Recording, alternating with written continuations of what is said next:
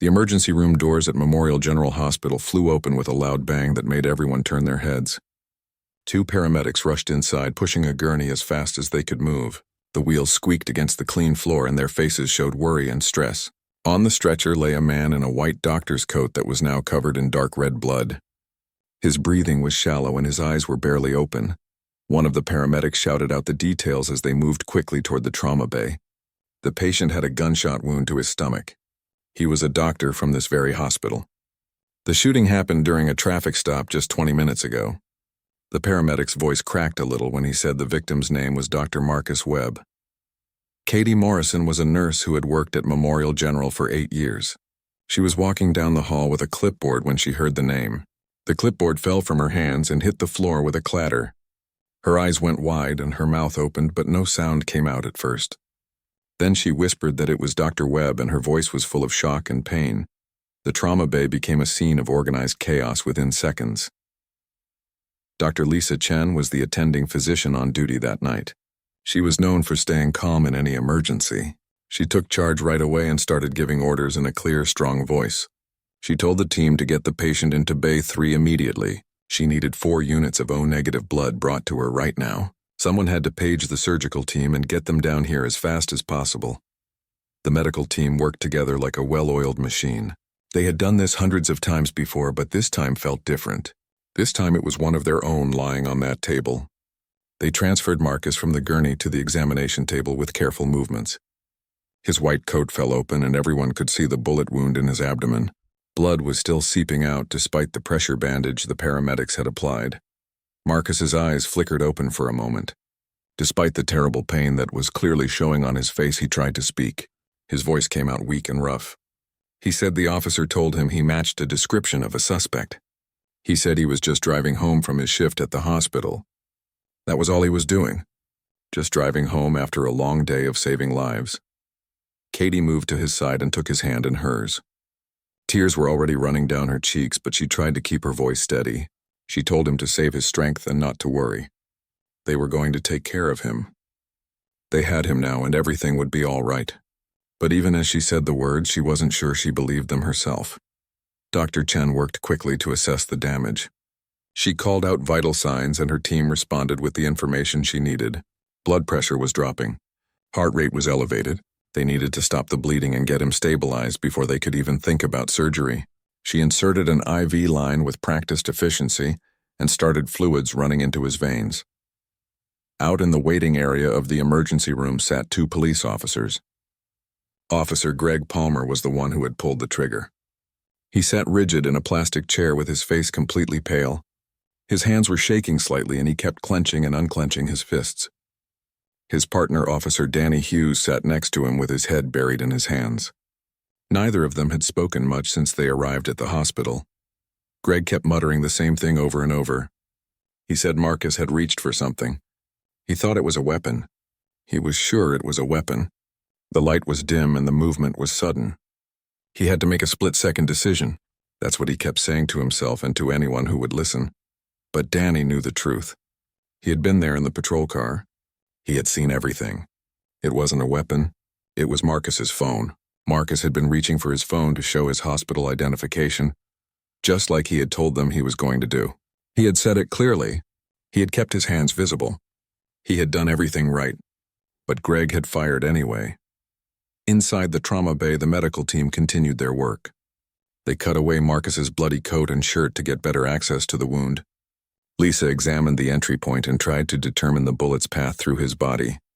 She needed to know what organs might be damaged and how much internal bleeding there was. Every second counted. A young nurse named Chris Rodriguez was assisting Lisa. His job was to keep track of all the blood and fluids they were giving Marcus. He had worked with Dr. Webb many times before. Marcus had taught him how to stay calm during emergencies. Marcus had shown him that even in the worst situations you could make a difference if you kept your head and did your job. Now Chris was trying to remember those lessons while working to save the man who had taught them to him. More hospital staff started gathering outside the trauma bay. Word was spreading fast through the building. Dr. Marcus Webb had been shot. One of their own was fighting for his life. Nurses came from other floors. Doctors left their offices.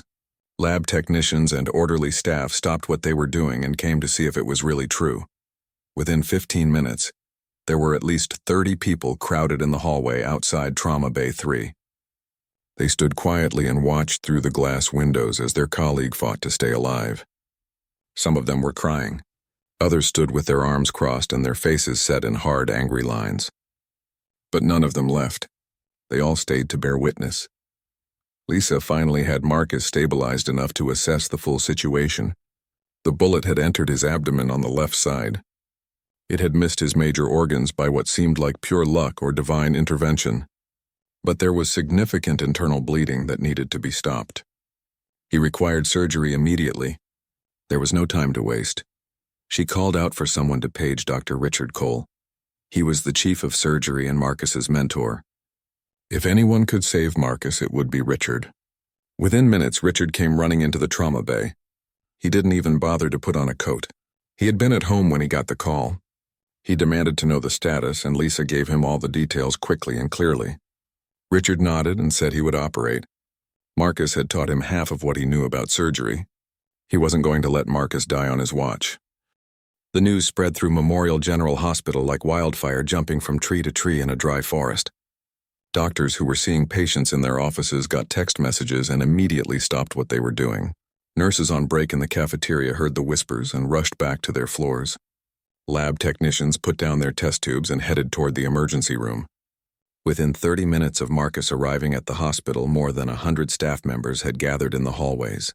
The crowd kept growing larger and larger. People came from every department and every floor. They lined the walls from the emergency room entrance all the way to the surgical wing. Some of them had worked with Marcus for years. Others had only met him once or twice, but everyone knew who he was and what he meant to this hospital. He was more than just a good surgeon. He was a teacher and a mentor and a friend. Dr. Richard Cole pushed through the crowd with his surgical team behind him. He was already wearing his scrubs and his face was set with determination. He stopped briefly to speak to the gathered staff. His voice was loud enough for everyone to hear. He told them that Marcus was going into surgery right now. The bullet had caused serious damage, but it had missed the vital organs. Marcus was strong and he was a fighter. Richard promised them he would do everything in his power to save their colleague's life. The surgical team wheeled Marcus toward the operating room. As they moved through the hallway, something extraordinary began to happen. The hospital staff members who had gathered there started to form two lines on either side of the corridor. They stood shoulder to shoulder, creating a human pathway. Doctors stood next to janitors. Nurses stood next to security guards. Administrative assistants stood next to lab technicians. The diversity of the hospital was on full display. They stood in complete silence. No one spoke or whispered. The only sounds were the wheels of the gurney and the soft beeping of the monitors attached to Marcus. As the surgical team passed by, each person in those lines stood a little straighter. Some had tears running down their faces. Others had their jaws clenched tight with anger. But all of them were united in their silent support for the man being wheeled past them. Katie Morrison stood in that line with her hand over her heart. She watched Marcus go by and remembered all the times he had helped her. 3 years ago, her son had been in a terrible car accident. Marcus had operated on him for 8 hours straight. When it was over, Marcus didn't just send a nurse to tell her the news. He came to the waiting room himself. He sat down next to her and explained everything that had happened. Then he stayed with her for another hour, just talking and making sure she was okay. That was the kind of man Marcus was. Nurse supervisor Helen Brooks stood near the emergency room entrance. She was a tall woman with gray hair and sharp eyes that missed nothing. She had been working at Memorial General for 25 years. She had seen a lot of things in those years, but this was different. This felt like a turning point. She looked at the crowd of staff members filling the hallways and made a decision. Helen raised her voice and spoke to everyone gathered there. She said they needed to understand what this moment meant. This hospital treated everyone who came through those doors. They had treated gang members who shot each other. They had treated drunk drivers who killed innocent families. They saved everyone because that was their job and their calling. And now one of their own had been shot. A man who dedicated his life to saving others had been shot because someone saw him as a threat instead of a healer. The crowd listened to every word Helen said. The silence that followed her speech was heavy and profound. People looked at each other and nodded. They understood. This wasn't just about Marcus. This was about something bigger. This was about all the times this had happened before to people who didn't have a hospital full of colleagues to stand up for them. In the surgical suite, Richard and his team began their work. The anesthesiologist put Marcus under and checked all the monitors. The surgical nurses laid out the instruments with precision. Richard scrubbed his hands for exactly the required amount of time, even though every part of him wanted to rush. He knew that doing this right was more important than doing it fast. Richard made the first incision with a steady hand. His team worked around him in perfect coordination. They had done hundreds of surgeries together. Everyone knew their role and performed it, without needing to be told. The only voices in the room were calm and professional. They called out vital signs and requested instruments and reported on what they were seeing inside Marcus's body. Back in the hallways, the hospital staff continued their silent vigil. More people kept arriving as word spread throughout the city. Marcus's former patients started showing up. A woman brought her daughter, who Marcus had saved when she was born premature. An elderly man came in his wheelchair, pushed by his grandson. Marcus had removed a tumor from his brain 2 years ago. A teenage boy arrived with his parents. Marcus had repaired his broken leg after a skateboard accident. These people joined the hospital staff in the hallways. They stood together in silence. The waiting room couldn't hold everyone, so they filled the corridors. Hospital security didn't try to move them or tell them to leave. The security guards understood what was happening here. Some of them joined the vigil themselves. Officer Greg Palmer sat in the emergency room waiting area, watching all of this happen around him. People walked past him without looking at him. No one spoke to him or acknowledged his presence, but he could feel the weight of their judgment pressing down on him. He could see it in the way they carefully avoided making eye contact. He could feel it in the silence that grew even deeper whenever he moved or shifted in his seat. His partner Danny finally stood up from his chair. He looked at Greg and his face showed disappointment and sadness. He told Greg they needed to talk about what really happened. Greg snapped back that this wasn't the time. His voice came out too loud in the quiet waiting room. Several people turned to look at him with cold expressions. Danny didn't back down. He said yes, this was exactly the time. He had been there in the patrol car. He had seen everything. Marcus wasn't reaching for a weapon. He was reaching for his identification, just like he said he would. Marcus had kept his hands where they could see them. He had spoken calmly and clearly. He had done everything a person is supposed to do during a traffic stop. And Greg had shot him anyway. Greg's face turned red. He started talking about the pressure of the job. He talked about split-second decisions and how they had to make judgment calls every single day. He said Danny didn't understand what it was like to be afraid for your life. But even as he said these things, his voice lacked conviction. Deep down, he knew the truth. He had made a terrible mistake, and a good man was paying the price for it. As the surgery moved into its second hour, the silent vigil in the hospital hallways took on a life of its own. The staff members who had gathered there made a collective decision without anyone actually saying it out loud. They would continue to care for all the critical patients who needed immediate attention, but every single person who could be spared from life-saving duties would remain standing in those corridors. They would bear witness to what had happened to their colleague and friend. The human corridor stretched from the emergency room all the way to the surgical wing on the 3rd floor.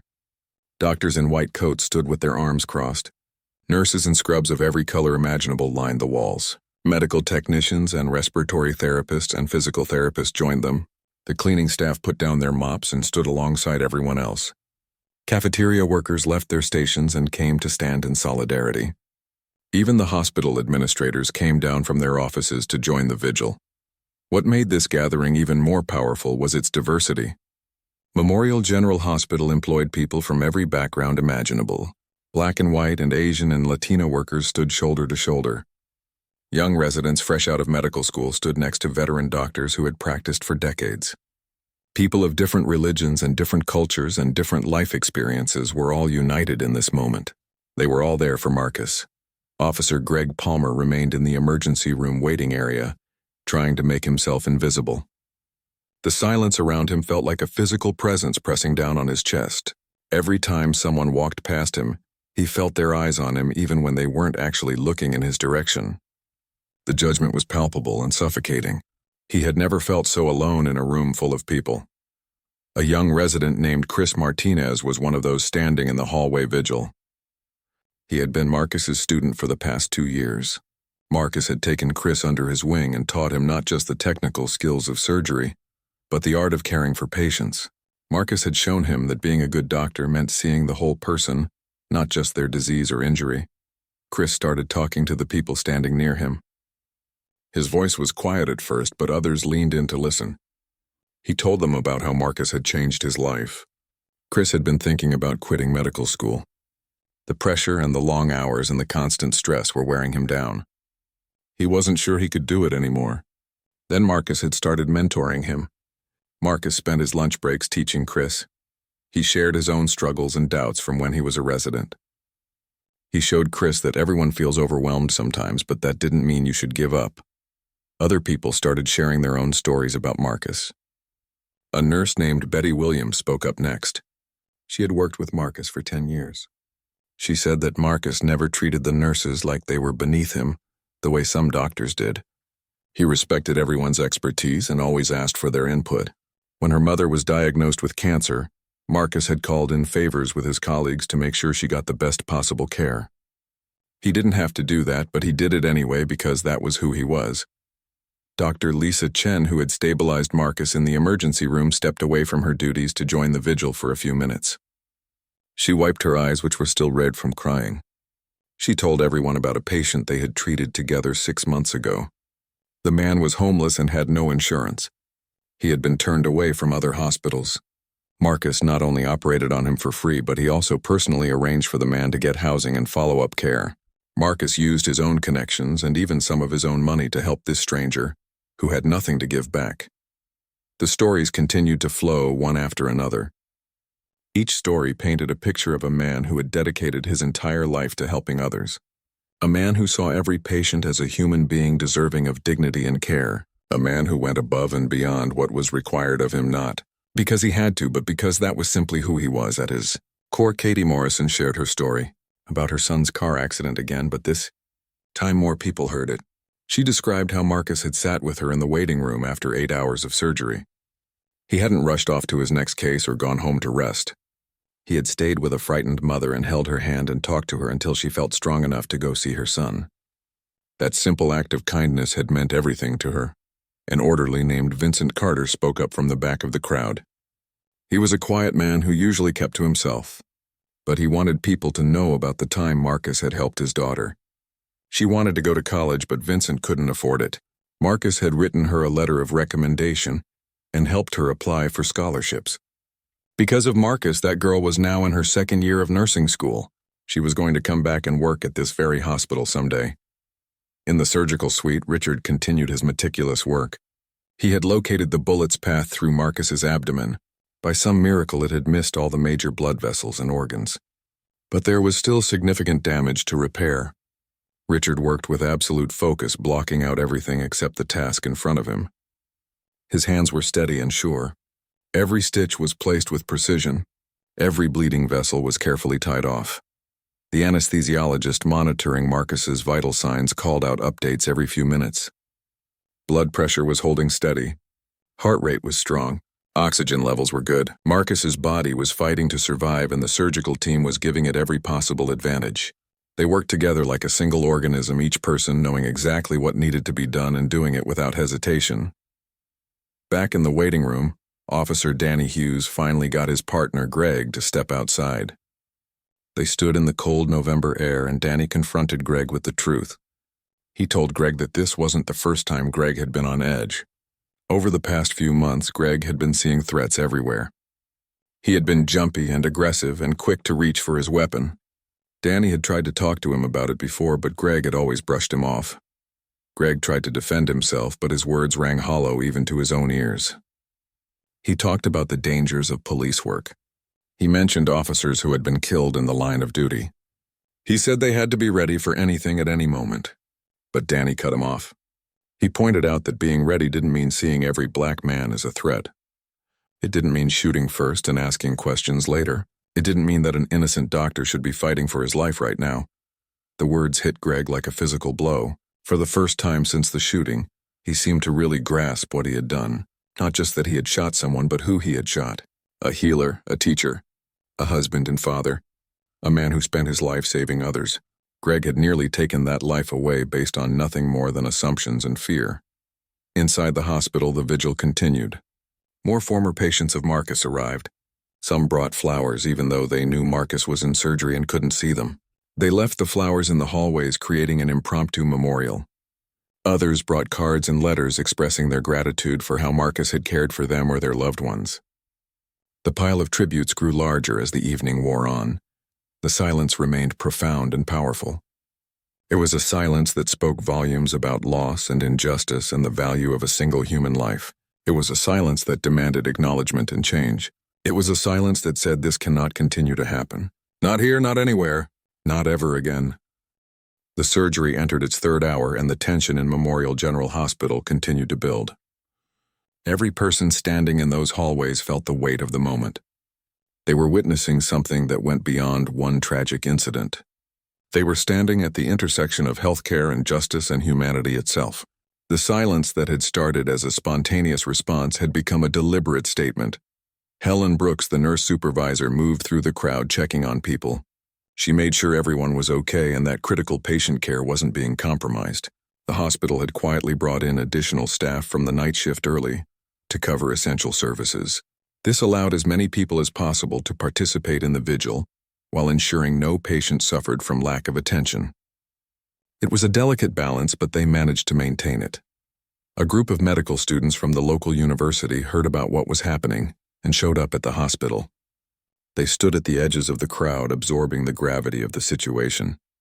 These young people, who were just beginning their medical careers, watched as their future colleagues demonstrated what it meant to stand up for one of their own. It was a lesson that wouldn't be found in any textbook. Marcus's wife, Carmen Webb, arrived at the hospital with their 2 children. Daniel was 17 years old and looked so much like his father it made some people catch their breath when they saw him. Maya was 15 and had her mother's gentle features but her father's determined eyes. The crowd parted for them like waves splitting around a ship. As Carmen walked through the hallway, dozens of hands reached out to touch her, shoulder or arm offering wordless comfort and support. Katie Morrison tried to guide the family to a private waiting room where they could have some privacy, but Carmen stopped and shook her head. She said no with a firm voice. They would wait here with everyone else. They would stand in these hallways with all the people who loved and respected Marcus. Her children nodded in agreement even though tears were streaming down both their faces. So the Webb family stood in the corridor surrounded by a community that had formed around them like a protective shield. Carmen held her children close. People brought them chairs, but they refused to sit. They would stand just like everyone else. They would be part of this vigil, not separate from it. The gesture spoke volumes about the kind of family Marcus had built and the values he had instilled in his wife and children. A young boy in a wheelchair appeared at the edge of the crowd. His mother was pushing him and she looked nervous about being there. The boy couldn't have been more than 8 years old. He had braces on his legs and his face showed both determination and shyness. He asked his mother to take him to Mrs. Webb. The crowd parted to let them through. Carmen knelt down when she saw the boy. She could tell from his leg braces that Marcus had probably been his surgeon. The boy spoke in a quiet voice that trembled with emotion. He said Dr. Webb had fixed his legs last year. His mother had told him that he could walk again because of what Dr. Webb had done. He wanted to say thank you. He also wanted to say that he hoped Dr. Webb would get better soon because the world needed more doctors like him. Carmen's composure, which had been holding up remarkably well, finally shattered. She pulled the boy into a tight hug and tears poured down her face. She thanked him over and over for coming. She told him that his words meant everything to her and to Marcus. The boy hugged her back and several people in the crowd had to turn away to hide their own tears. Across the waiting room, Officer Greg Palmer witnessed this entire scene. He was still sitting in the corner where he had been for the past 3 hours. He watched the little boy in the wheelchair. He watched Carmen Webb crying as she hugged a child her husband had saved. He watched the community of people who had gathered to support a man whose only crime had been driving while black. For the first time since the shooting, the full weight of what Greg had done crashed down on him. This wasn't just about firing his weapon at a suspect. This wasn't about following protocols or making split-second decisions. He had nearly killed this woman's husband. He had nearly taken away these children's father. He had nearly ended the life of a man who saved children like that boy in the wheelchair. Greg stood up abruptly. His union representative, who had been sitting next to him, called out asking where he was going. Greg didn't answer. He walked toward the exit, pushing past people who moved out of his way without looking at him. He made it outside into the cold night air and bent over with his hands on his knees. He thought he might be sick. The full horror of what he had done was finally sinking in past all his defenses and justifications. Inside the surgical suite, Richard was nearing the completion of his work. He had successfully repaired all the damage caused by the bullet. The internal bleeding had been stopped. Every torn blood vessel had been carefully sutured. Every damaged piece of tissue had been addressed. Marcus's body had responded well to the surgery.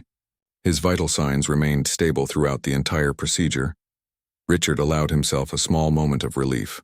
Marcus was going to survive. The bullet had come so close to hitting vital organs that it seemed like pure luck or divine intervention that it hadn't. Richard didn't consider himself a religious man, but at this moment he felt grateful to whatever force in the universe had guided that bullet's path away from anything that would have been immediately fatal. The surgical team began the process of closing the incision.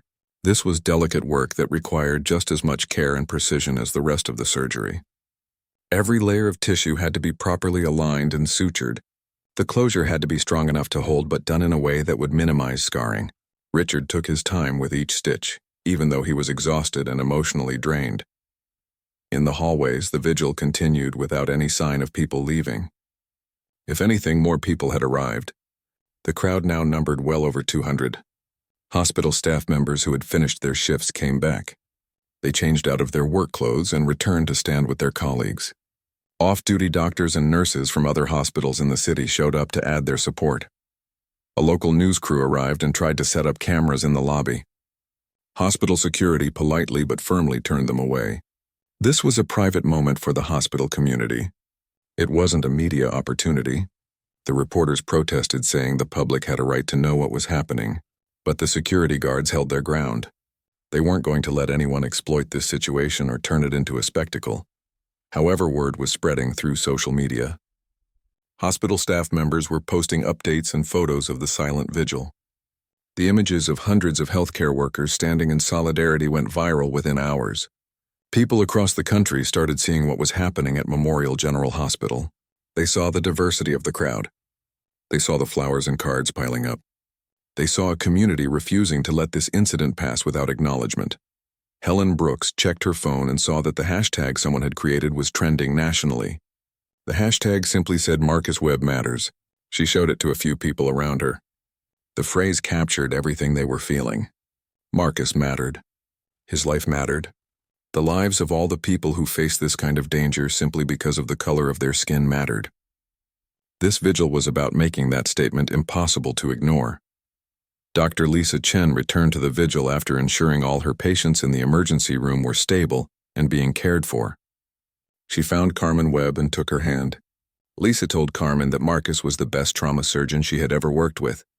She said he had taught her to see patients as people first and medical cases second. That lesson had made her a better doctor and a better person. She promised Carmen that they would make sure Marcus's story was heard and that it would lead to real change. Daniel Webb stood tall next to his mother, trying to be strong. But inside he was struggling with so many emotions. Fear for his father, anger at the officer who shot him, pride in seeing how many people loved and respected his dad, confusion about why this had happened. He was 17 years old, and he understood enough about the world to know this wasn't an isolated incident. But understanding it didn't make it hurt any less. The 4th hour of surgery passed and the vigil showed no signs of ending. If anything, it seemed to grow stronger as time went on. People who had been standing for hours refused offers to sit down or take breaks. They were committed to seeing this through no matter how long it took. The silence remained profound and powerful, speaking louder than any words could have. Police Chief Andrew Sullivan arrived at the hospital just before midnight. He was a tall man in his late 50s with gray hair and a weathered face that showed the stress of his job. He had been briefed on the situation by multiple officers, and he knew he was walking into an extremely tense environment. The moment he stepped through the hospital doors, he could feel the weight of collective anger and grief pressing down on everything. The crowd of hospital, staff and former patients parted to let him through, but their eyes followed his every movement. Chief Sullivan had been in law enforcement for 35 years. He had dealt with riots and protests and angry mobs, but this silent vigil was somehow more intimidating than any of those situations. The quiet determination in these people's faces told him they weren't going to be dismissed or placated with empty promises. He found Officer Greg Palmer's union representative sitting alone in the waiting room. The representative informed him that Greg had left about an hour ago. He had walked out without saying where he was going. Chief Sullivan's jaw tightened. He asked if anyone had tried to stop Palmer or follow him. The representative shrugged, saying he wasn't Palmer's babysitter. Chief Sullivan pulled out his phone and made a call. He ordered his officers to locate Greg Palmer immediately and bring him to the police station. Palmer was not to go home or anywhere else. He was to be placed on immediate administrative leave. His weapon and badge were to be confiscated. There would be a full investigation starting first thing in the morning. The chief's voice was firm and left no room for argument. Helen Brooks approached Chief Sullivan after he finished his call. She introduced herself as the nurse supervisor and one of the senior staff members at Memorial General. Her voice was calm, but there was steel underneath it. She told him they needed to have a conversation about what happened tonight and what was going to happen next. Chief Sullivan nodded and asked if there was somewhere private they could talk. Helen shook her head. She said whatever they had to say could be said right here in front of everyone. This wasn't a private matter. This was a community issue, and the community deserved to hear everything directly. The chief took a deep breath and agreed. Helen began by making it clear that the hospital would cooperate fully with any investigation. They would provide any records or testimony that was needed. But she also wanted it known that the staff of Memorial General Hospital stood firmly with Dr. Marcus Webb. What happened tonight was not acceptable. It could not be dismissed as a simple mistake or misunderstanding. A good man had been shot for no reason other than the color of his skin and someone's unfounded fear. The chief listened without interrupting. When Helen finished, he took a moment to gather his thoughts. He addressed not just Helen, but the entire crowd that had gathered to listen. He said he understood their anger and their pain. He said he knew that incidents like this had happened too many times in too many places. Trust between police and communities had been broken repeatedly, and he wasn't going to insult their intelligence by pretending otherwise. He promised them a thorough and honest investigation. He said Officer Greg Palmer had been placed on administrative leave and would face serious consequences if the investigation found he had acted improperly. He acknowledged that Dr. Webb deserved better. This community deserved better. The entire country deserved better than a system where a man could be shot simply for reaching for his identification during a traffic stop. Chief Sullivan's words were met with silence. The crowd wasn't hostile, but they weren't ready to accept his promises at face value either. They had heard promises before. They had seen investigations that led nowhere.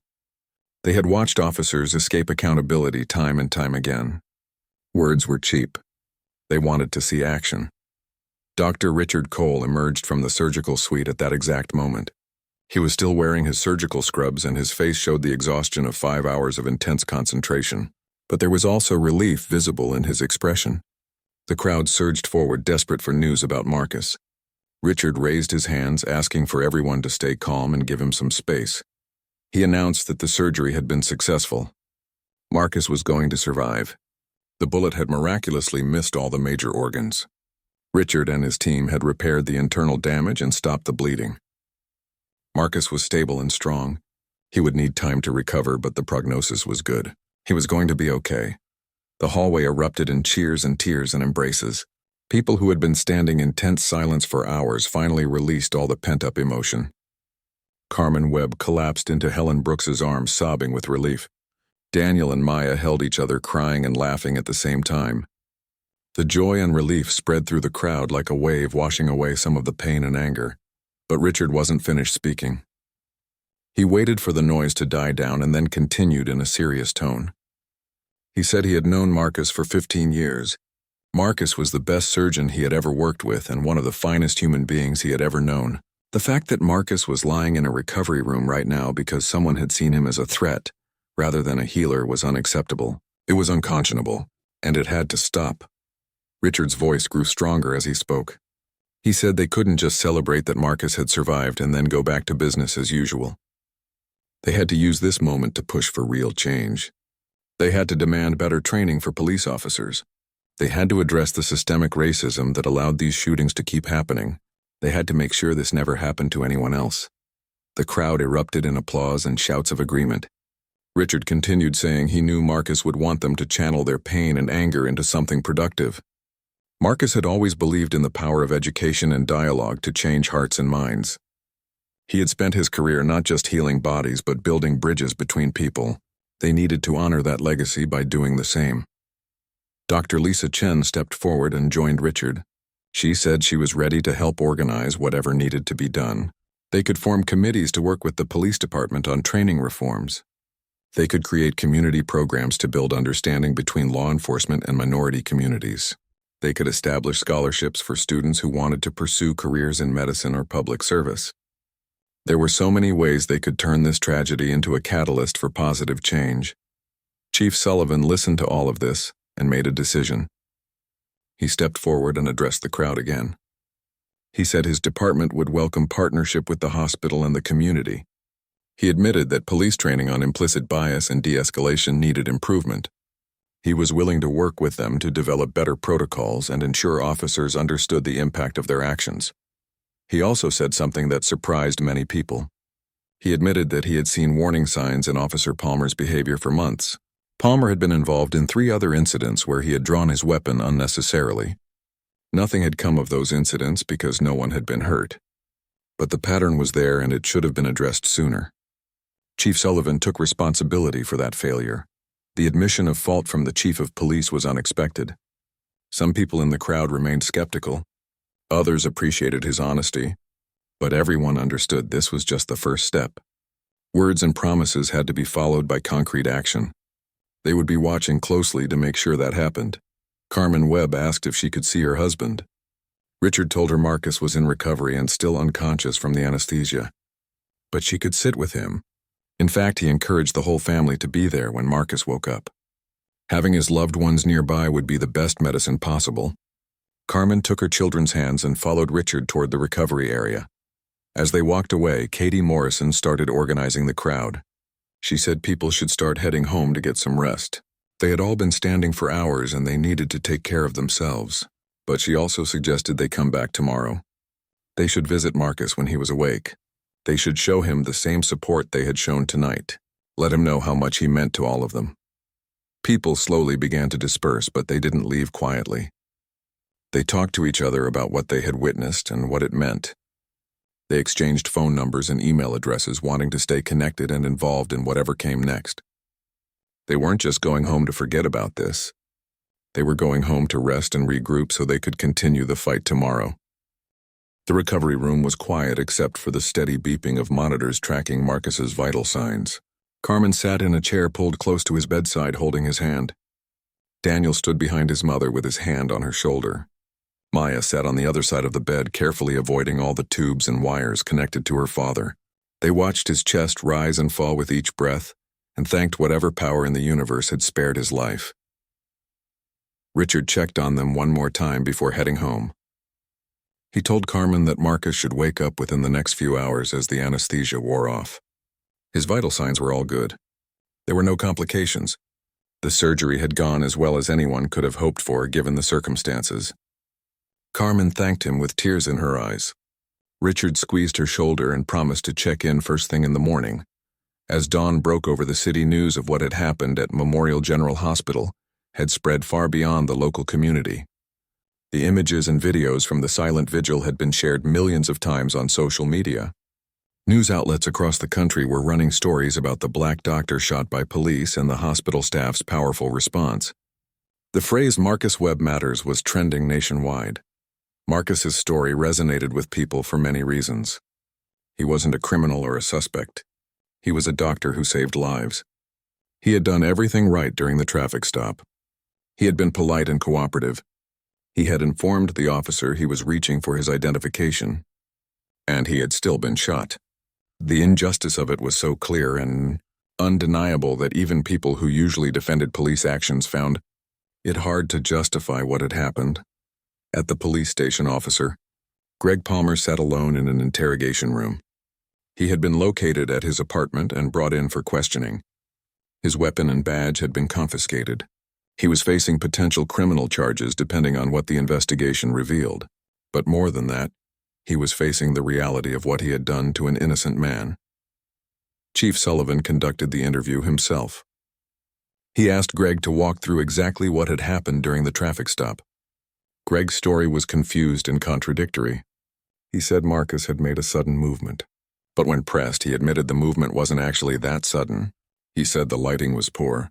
But the dashboard camera footage showed it was a well-lit street. He said he felt threatened. But he couldn't articulate what specifically had threatened him. The truth emerged slowly and painfully. Greg had pulled Marcus over because he was a black man driving a nice car in a predominantly white neighborhood. Greg had assumed Marcus didn't belong there. When Marcus reached for his phone despite clearly announcing what he was doing, Greg's mind had jumped to the worst possible conclusion. His implicit bias and fear had overridden his training and common sense. Chief Sullivan asked Greg if he understood the magnitude of what he had done. Greg finally broke down. He put his head in his hands and admitted he had made a terrible mistake. He said he had been scared and on edge for months. Every traffic stop felt dangerous. Every interaction felt like a potential threat. He knew his reaction had been wrong, but in that moment, he had genuinely believed he was in danger. The chief told Greg that being scared wasn't an excuse for shooting an unarmed man. Police officers dealt with fear every day. That was part of the job. But they were also supposed to be trained professionals who could assess situations accurately and respond appropriately. Greg's fear had been based entirely on racial assumptions, not on any actual threat. That made what he did not just a mistake, but a crime. Back at the hospital, Marcus began to stir in his recovery bed. His eyes fluttered open slowly. Everything was blurry at first. He could hear the beeping of monitors and feel pain in his abdomen. Gradually, his vision cleared and he saw Carmen's face hovering over him. She was crying and smiling at the same time. She told him he was going to be okay. The surgery had been successful. He was safe now. Marcus tried to speak, but his throat was too dry. Maya held a cup of water with a straw to his lips. He took small sips and felt the relief of the cool liquid. Then he asked what happened after the shooting. He remembered being in the ambulance. He remembered arriving at the hospital. But everything after that was a blur of pain and fear. Carmen told him about the vigil. She described how hundreds of hospital staff members had stood in the hallways in silence while he was in surgery. She told him about all the former patients who had come to show their support. She explained how the story had spread across the country, and people everywhere were demanding justice and change. Marcus listened with tears running down his face. He said he had just been driving home from work. That was all he was doing, coming home to his family after a long shift saving lives at the hospital. The officer had pulled him over, claiming he matched the description of a robbery suspect. Marcus had been polite and cooperative. He had kept his hands visible. He had announced he was reaching for his identification, and the officer had shot him anyway. Daniel spoke up for the first time. His voice was thick with emotion. He told his father that this wasn't fair. His dad was a good man who helped people. He shouldn't have to fear for his life during a routine traffic stop. Marcus looked at his son and felt a crushing weight of sadness. He had hoped his children would grow up in a better world than he had. But here they were dealing with the same racism and injustice he had faced his entire life. Marcus told his family he was angry, but he also understood something important. The officer who shot him was a product of a broken system. Individual officers might be good or bad people, but they operated within structures that perpetuated racial bias. Changing the system meant more than punishing one officer. It meant reforming training and policies and the entire culture of policing. Over the next few days, as Marcus recovered, the hospital became a focal point for the growing movement around his case. More people came to visit than the staff could keep track of. Former patients brought flowers and cards. Medical students from across the region showed up to meet the doctor they had read about. Community activists and civil rights leaders requested meetings to discuss how to turn this incident into lasting change. Dr. Lisa Chen and several other doctors from Memorial General formed an organizing committee. They reached out to the police department and local government officials. They proposed a comprehensive program of reforms including mandatory training on implicit bias for all officers. They suggested community oversight boards to review police conduct. They recommended changes to use of force policies that would require officers to exhaust all other options before drawing their weapons. Chief Sullivan surprised many people by accepting most of their proposals. He acknowledged that his department needed to do better. He agreed to implement new training programs and to bring in outside experts to review their policies. He established a civilian review board that would have real power to investigate complaints and recommend discipline. He made these commitments publicly and promised to be held accountable if he failed to follow through. But not everyone was happy with these developments. Some police officers felt their chief was throwing them under the bus to appease protesters. Some community members thought the reforms didn't go far enough. There were protests and counter-protests outside the police station. The local news covered every development extensively. The case became a flashpoint in the national debate over police reform and racial justice. Through it all, Marcus remained in his hospital bed recovering from his wound. He gave one interview to a local reporter who had been covering the story fairly. He wanted people to understand that he didn't hate police officers. His own brother was a cop in another city. He knew most officers were trying to do a difficult job the best they could, but the system they worked within was broken and it needed to be fixed. Marcus also said he was grateful to be alive. The bullet had come so close to killing him that his survival felt miraculous. He had been given a second chance and he intended to use it to make a difference. When he recovered fully, he would go back to being a surgeon. He would continue saving lives because that was his calling, but he would also become an advocate for change. He would speak out and work with others to ensure that what happened to him didn't happen to anyone else. Katie Morrison visited Marcus every day during his recovery. She brought him news about what was happening at the hospital and in the wider community. She told him about the foundation that hospital staff were creating in his name.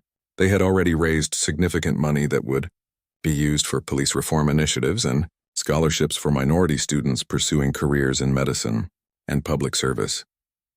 Marcus was overwhelmed by the outpouring of support. He had never sought attention or accolades.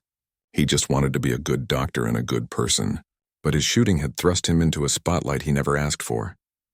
He decided to accept that role and use whatever platform he had been given to advocate for justice and change. 2 weeks after the shooting, Marcus was moved from the hospital to his home to continue his recovery. The house was filled with flowers and cards from well-wishers.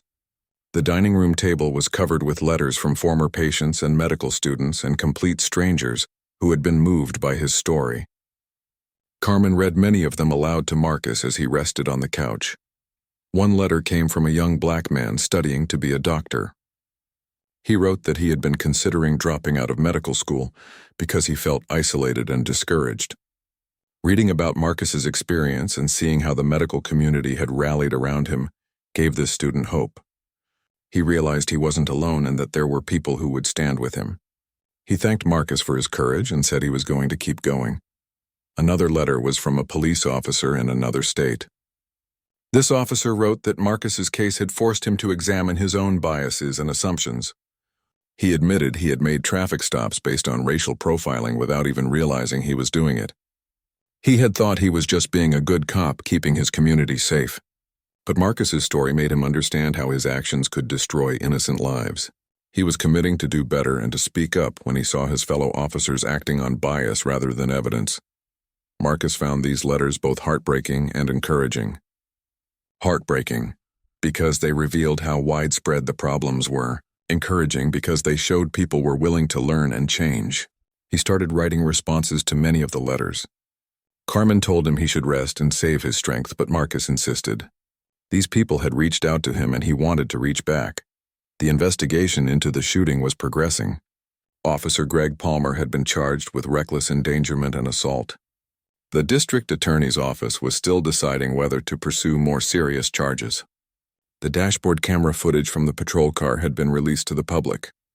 It showed clearly that Marcus had done nothing to justify being shot.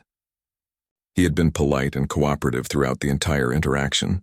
Public opinion was overwhelmingly on Marcus's side. Even people who typically supported police in controversial cases found it impossible to defend what Palmer had done. The footage was too clear, and Marcus's credentials as a doctor and upstanding citizen were too impeccable. Palmer's lawyer tried to argue that his client had made an honest mistake in a stressful situation, but the argument fell flat. Danny Hughes, the officer who had been Palmer's partner during the shooting, gave a statement to investigators. He confirmed that Marcus had announced he was reaching for his identification. He said there was no reason to believe Marcus posed any threat. Danny admitted he had been concerned about Palmer's increasingly aggressive behavior for months, but hadn't reported it to their supervisors. He expressed deep regret for that failure. The police department began implementing the reforms Chief Sullivan had promised. All officers were required to attend a week-long training program on implicit bias and de-escalation techniques. The program was developed in partnership with the organizing committee from Memorial General Hospital. Doctors and nurses came to the police academy to speak about their experiences with patients from diverse backgrounds. They helped officers understand that the people they encountered on the street were human beings with families and dreams and value. Marcus was invited to speak at one of these training sessions once he recovered enough to leave his house. He agreed despite Carmen's concerns about whether he was ready. She worried it would be too stressful for him to face a room full of police officers so soon after being shot, but Marcus felt it was important. If he could help even one officer think twice before pulling their weapon on an unarmed person, then it would be worth it. The day of the training session, Carmen drove Marcus to the police academy. His wounds still ached and he tired easily, but he was determined. When he walked into the room full of officers, many of them stood up. Some applauded. Others looked uncomfortable and couldn't meet his eyes. Chief Sullivan greeted Marcus warmly and thanked him for coming. Marcus spoke to the officers for nearly an hour. He didn't lecture or accuse. He simply told his story. He described what it felt like to be pulled over for no reason other than the color of his skin. He talked about the fear he experienced during every traffic stop, wondering if this would be the time things went wrong. He explained how he had taught his son Daniel to always keep his hands visible and never make sudden movements when interacting with police. He told them about his career as a surgeon. He described some of the patients he had saved, including police officers who had been injured in the line of duty. He wanted these officers to understand that he was on their side. He respected the difficult job they did, but he also needed them to see him as a human being worthy of that same respect and consideration.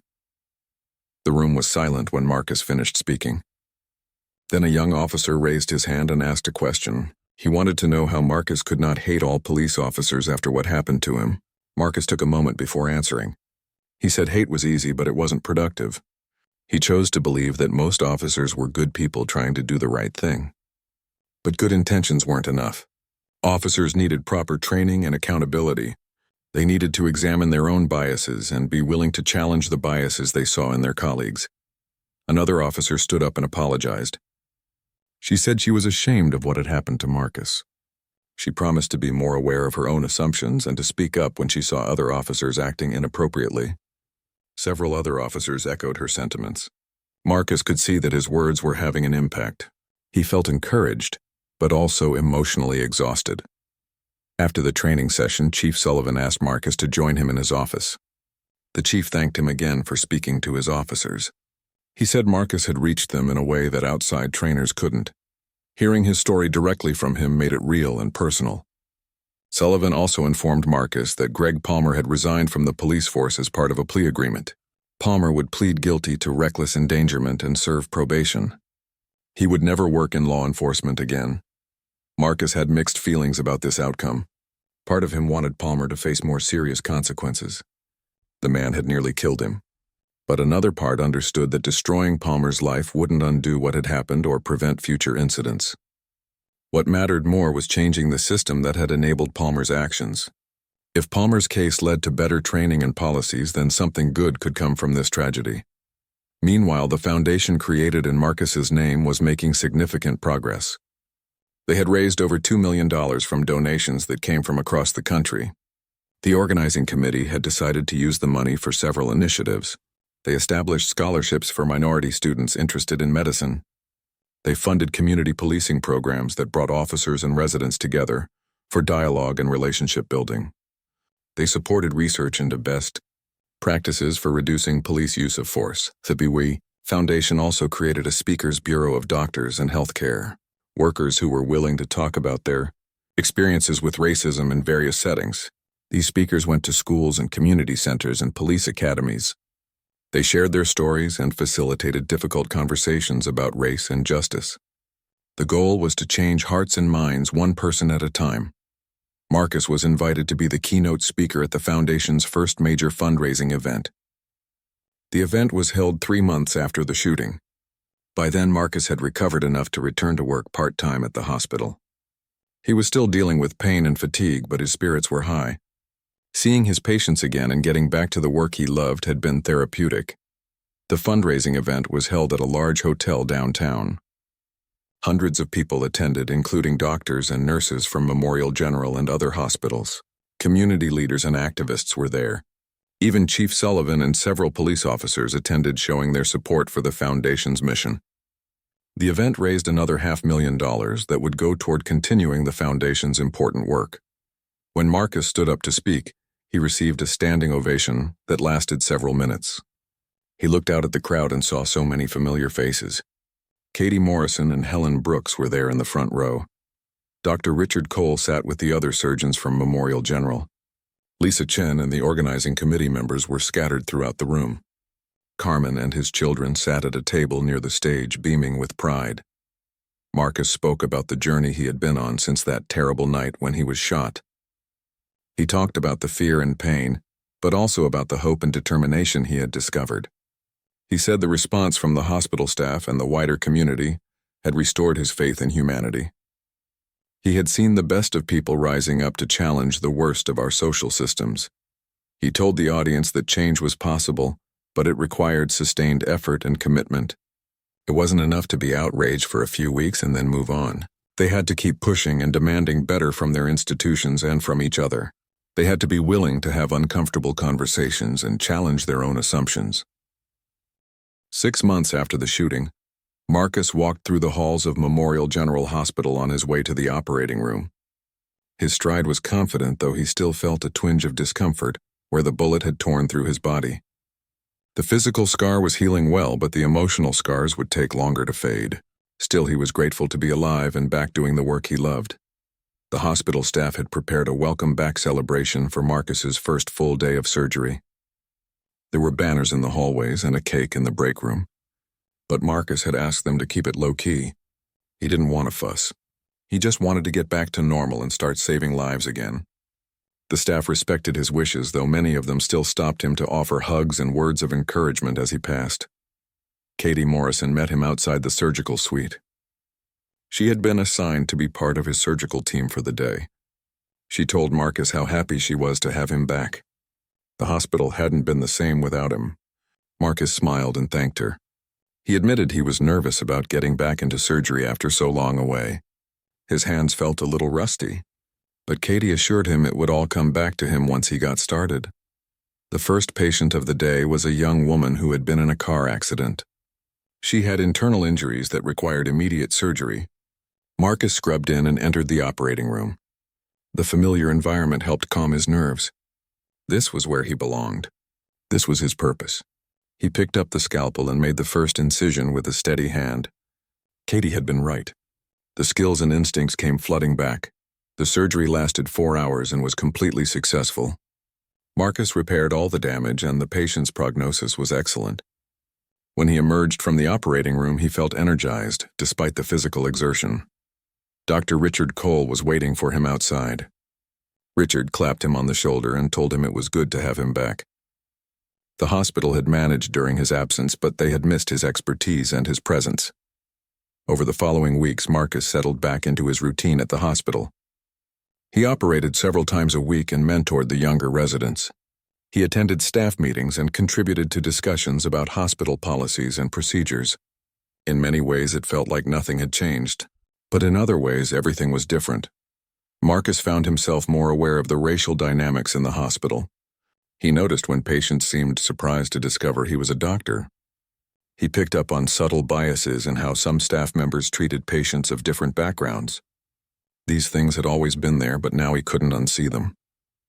He started speaking up more often and challenging behaviors that he previously might have let slide. The foundation bearing his name continued to grow and expand its reach. They had funded scholarship programs that were helping dozens of minority students pursue careers in medicine and healthcare. The community policing initiatives they supported were showing promising results in reducing tensions between police and residents in several neighborhoods. The training programs they developed for police departments were being adopted in cities across the country. Marcus served on the foundation's board of directors and attended regular meetings to help guide its work. He also continued to speak at events and training sessions, sharing his story and advocating for change. It was exhausting to constantly relive the trauma of being shot, but Marcus felt it was important. His story had the power to open minds and change hearts. He couldn't waste that opportunity. One afternoon, Marcus received a call from Danny Hughes, the police officer, who had been Greg Palmer's partner during the shooting. Danny asked if Marcus would be willing to meet with him for coffee. He said he had something important to discuss. Marcus hesitated. The last thing he wanted was to spend time with someone who reminded him of that terrible night. But something in Danny's tone made him agree. They met at a small cafe near the hospital. Danny looked older than Marcus remembered. There were dark circles under his eyes and new lines on his face. He thanked Marcus for agreeing to meet. Then he told Marcus that he had been struggling with guilt and shame ever since the shooting. He had been there. He had seen everything, and he hadn't done anything to stop it. Danny explained that he had noticed Greg becoming more aggressive and paranoid in the months before the shooting. Greg had been involved in several incidents where he overreacted to perceived threats. Danny had thought about reporting it, but he hadn't wanted to be seen as disloyal to his partner. The police culture emphasized loyalty above almost everything else. Officers who reported their colleagues were often ostracized and labeled as snitches. But staying silent had cost Marcus his health and nearly his life. Danny said he would carry that guilt for the rest of his life. He had left the police force and was now working with a non-profit organization that trained officers on de-escalation and crisis intervention. He was trying to make amends by preventing other officers from making the same mistakes Greg had made. Marcus listened to all of this and felt a surprising sense of compassion for Danny. The man was clearly tormented by what had happened. Marcus told Danny that he appreciated him coming forward and telling the truth during the investigation. That testimony had been crucial in establishing what really happened during the traffic stop. Marcus also said he was glad Danny was working to improve police training. That was exactly the kind of systemic change that needed to happen. Danny asked Marcus if he could ever forgive him for not speaking up sooner. Marcus thought about this question carefully. He said forgiveness was a complicated thing. Danny's silence had contributed to a situation that nearly killed him. But Danny was also trying to do better now. Marcus told him that forgiveness was a process, not a single moment. He couldn't say he had fully forgiven Danny, but he appreciated his efforts to make things right.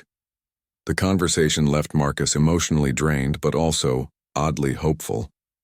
If Danny could change and commit himself to reform, then others could too. Change wasn't just about punishing the bad actors. It was about reaching the people who were capable of growth and helping them become better versions of themselves. Marcus's son Daniel graduated from high school that spring. He had been accepted to several prestigious universities and planned to study political science. Daniel said his father's experience had shown him the importance of fighting for justice and equality. He wanted to work in public policy and help create laws and systems that treated everyone fairly. Marcus couldn't have been more proud. His daughter Maya was thriving in high school and had joined the debate team. She was passionate and articulate and unafraid to speak her mind. She often said she wanted to be a civil rights lawyer when she grew up. Carmen joked that their children had inherited their father's commitment to making the world better. Marcus said they had inherited that from both their parents. On the one-year anniversary of the shooting, Memorial General Hospital held a special ceremony. They unveiled a plaque in the main hallway commemorating the night the hospital staff had stood together in silent vigil. The plaque listed the names of everyone who had participated and included a statement about the hospital's commitment to standing against injustice and supporting its staff. Marcus was invited to speak at the ceremony. He stood in front of the plaque and looked at all those names. Each one represented a person who had cared enough to stand in solidarity with him during his darkest hour. He told the gathered crowd that this plaque was a reminder that they were stronger together than they could ever be apart. When one of them was hurt, all of them felt the pain. When one of them stood up for what was right, all of them stood taller. He said the past year had been the hardest of his life, but also the most meaningful. He had learned that healing wasn't just about fixing broken bodies. It was about mending broken systems and bringing people together across divides. He had seen the worst of humanity in the officer who shot him based on nothing but fear and bias. But he had also seen the best of humanity in all the people who rallied around him and demanded change. Marcus concluded by saying they couldn't stop now. The work of creating a more just and equitable society was never finished. There would always be new challenges and new injustices to confront. But if they kept showing up and speaking out and standing together, they could make progress. They could create a world where doctors didn't get shot during traffic stops, where black men could drive home from work without fear, where everyone was treated with the dignity and respect they deserved. The crowd gave Marcus a standing ovation. Many people were wiping away tears. Katie Morrison hugged him tightly and thanked him for everything he had done. Dr. Richard Cole shook his hand and told him how proud he was to call Marcus his colleague and friend. Chief Sullivan, who had been invited to the ceremony, approached Marcus and thanked him for his willingness to work with the police department on reforms. As Marcus looked around at all these faces, he felt a deep sense of gratitude and purpose. He had survived being shot and used that experience as a catalyst for change. The foundation bearing his name was making a real difference. Police departments were improving their training. Community relationships were being rebuilt. Young people were being inspired to pursue careers in service.